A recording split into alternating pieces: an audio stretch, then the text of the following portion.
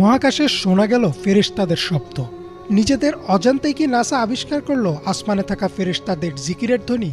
নাসার একটি গবেষণায় উঠে আসে মহাশূন্যকে নিঃশব্দ ভাবা হলেও আসলে সেখানে প্রতিনিয়ত শব্দ হচ্ছে।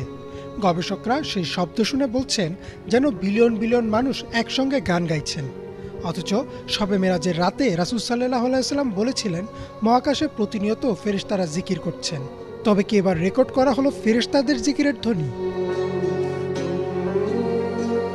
আবু দার রাদিয়াল্লাহু তাআলা আনহু বলেন, রাসূল সাল্লাল্লাহু আলাইহি ওয়াসাল্লাম যখন মিরাজ থেকে ফিরে আসেন তখন তাকে প্রশ্ন করা হয়, আপনি আকাশে কি দেখেছেন বা কি শুনেছেন? উত্তরে তিনি বলেন, আমি যা দেখেছি তোমরা তা দেখো না, আর আমি যা শুনেছি তোমরা তা শুনো না। আকাশে প্রচণ্ড কাঁপুনির শব্দ হচ্ছে, আর তা হওয়ার কারণ আছে।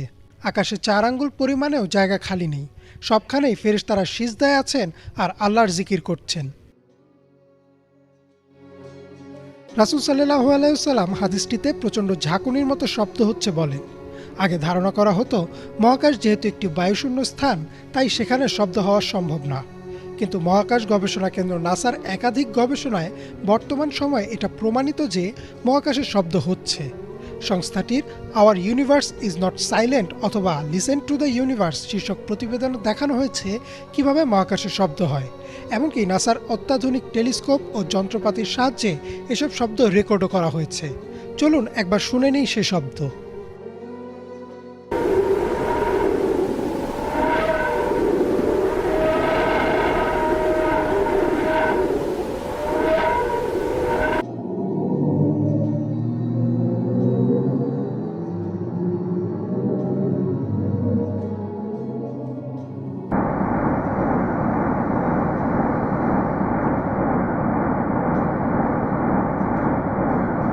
গবেষকরা বলছেন মহাকাশে মুক্তভাবে ছড়িয়ে ছিটে থাকা বিভিন্ন কণা বা নক্ষত্রের রেডিয়েশনের কারণে এ কম্পন বা ভাইব্রেশন সৃষ্টি হয়।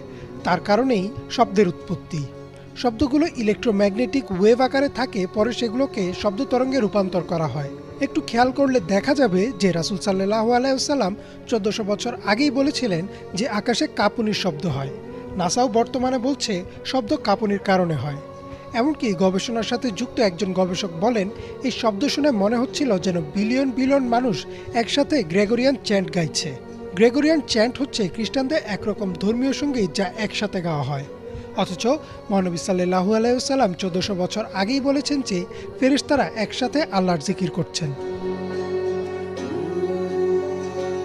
নাসা মহাকাশে এমন শব্দ আবিষ্কার করেছে ঠিকই, কিন্তু তারা এর পেছনে বিভিন্ন কারণ বর্ণনা করছেন। কোনো গবেষণায় বলা হচ্ছে নক্ষত্রের চৌম্বক ক্ষেত্র